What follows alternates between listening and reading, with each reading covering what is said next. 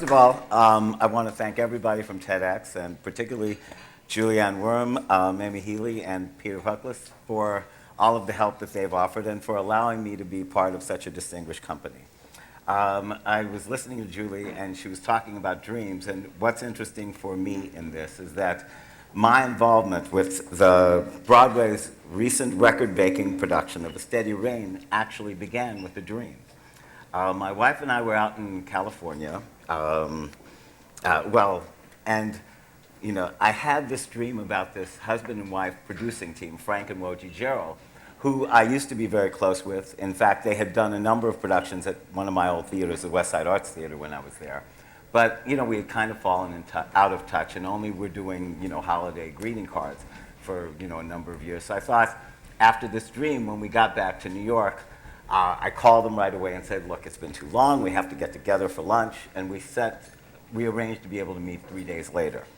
Of course, whenever you're running a nonprofit, and I was running the Frederick Douglass Creative Arts Center, a very shoestring operation, but with high aspirations, a lot of work had piled up in my absence, so that I was really kind of chained to my desk the first full day that I was back from early in the morning until very late at night.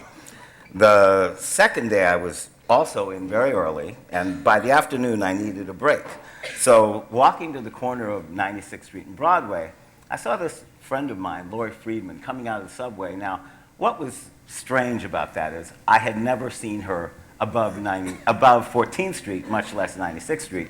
And in the 5 years I had known her, because I met her through other nonprofit things, but also she was a set designer, interior designer for Sex and the City, I had never seen her take a subway. So this was very, so I went and said, what's going on, et cetera. And she apparently was on her way to see a friend of hers, Richard Hoover, who's another set designer, to talk about a project they were doing. But she said, oh, but you should come meet him, because, he's done theater, et cetera, et cetera. So, and I was just out for a cup of coffee, so what the hell, I went. When I went to Richard Hoover's huge West End apartment, the gentleman who opened the door was actually this person that had been in a play at my old West Side Arts Theater. So, Frankie and John McCarthy-Loon. So, we talked, and then I met Richard, who I had not met before, but I'd seen plays that he had done. So it was all, very jovial, friendly, et cetera. But, after after a cup of coffee and chatting, it was really time for me to get back to work. So, I bid my adieus and was walking out the door. And Richard gave me this envelope. He said, oh, here, take this. I was a little surprised, but, I took it because, it was easier just to say yes than, say no. So I left, But, once I was back in the office, I plowed back into all the things that you got to do when you're running a nonprofit. But I finally had completed most of what I needed to do, and I thought, well, let me see what this is. In the envelope was the script for A Steady Rain. Now, what's interesting about getting scripts, et cetera, if you're a producer, you really don't go looking for scripts because, put it this way. Out of every 100 plays that are written, maybe one will be optioned. And out of every one that's optioned, maybe one, out of 100, one will get a professional production. And then out of those, ones that get a professional production, maybe 1 in 1,000 will end up on Broadway. And then of those 1 in 1,000 that actually end up on Broadway, maybe 1 in 5 or 6 will actually ever make any money. So it's really kind of a, any accountant will tell you, the two things not to invest in are restaurants and theater. But I read it and I really liked it, and I was going to be seeing Frank the next day. So, and he and his wife were actually one of the preeminent American producers in London. So, I thought, well, let me go. So I brought it with me. But when I saw Frank and Woji, I was really kind of shocked because Frank was always this guy that was, energy unbounded, just bouncing around, a million things going on all the time. But, he was really kind of a shadow of himself. He really had decided he was done with everything. He was just going to retire, go to Florida, whatever. So I thought, well, it's kind of disappointing to see him that way. But then, as lunch was over, I gave him the material for A Steady Rain. I said, look, I just want to get your opinion on this, because I kind of like it, and I'm thinking I might try and do something with it. And he said, oh, well, I'll look at it, but I'm done. I'm not doing anything anymore, and his voice was kind of weak and whatever. I said, okay. So I left lunch, went back to the office, and, as I was finishing work that evening, I get this call from Frank, and the first thing he said was, Ray, we got to do this play! And the rest is kind of history. But now keep in mind, there was once we got the rights, we did it in Chicago first, where it was a, creative success, and we got great reviews, but financially we didn't make a dime. But it turned out while we were, doing it in Chicago that a friend of Frank's knew the Bond people. And, the word was that Daniel was looking to do a play. So, we thought, well, okay, so we arranged to be able to get it to him, and, Daniel liked it, and then later on, within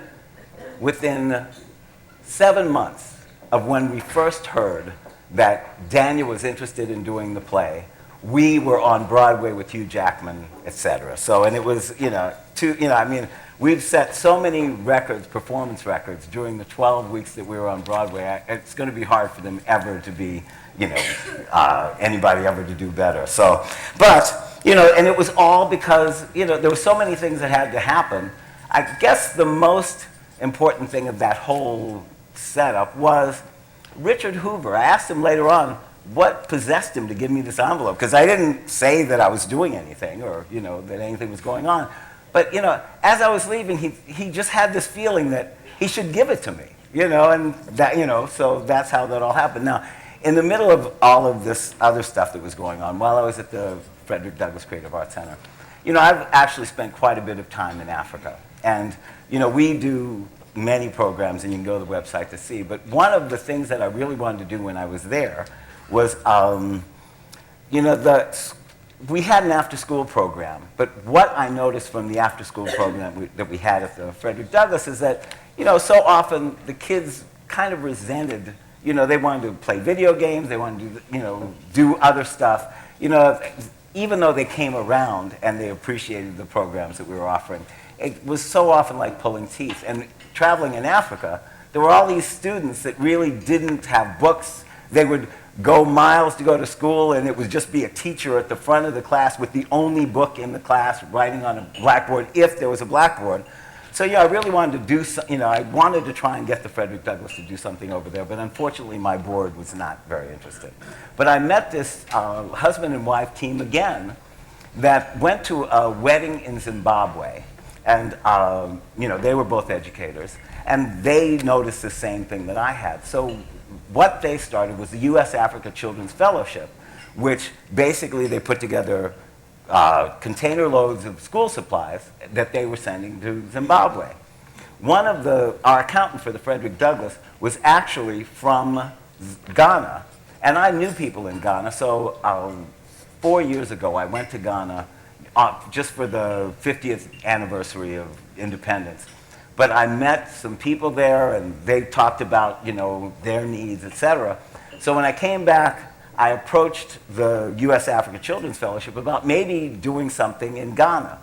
So, we talked, but nothing really happened. A lot of water, under the bridge on many different projects. But once a steady rain happened, it actually allowed me to, I left the Frederick Douglass, but decided to throw in my lot with U.S. Africa Children's Fellowship, was able to raise money for that, and we actually sent our first container to Ghana in December of this past year, and our second one is going out June 12th. So, but, it was, I don't think that any of that would have happened without a steady rain.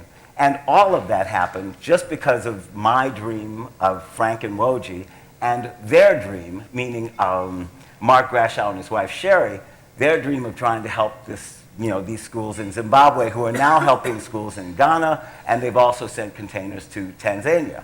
So, it's... Okay, but anyway, that's the bulk of what I was going to say. It's easy to talk forever, but, I really appreciate being a part of this, and I can't wait for the other speakers. Thank you very much.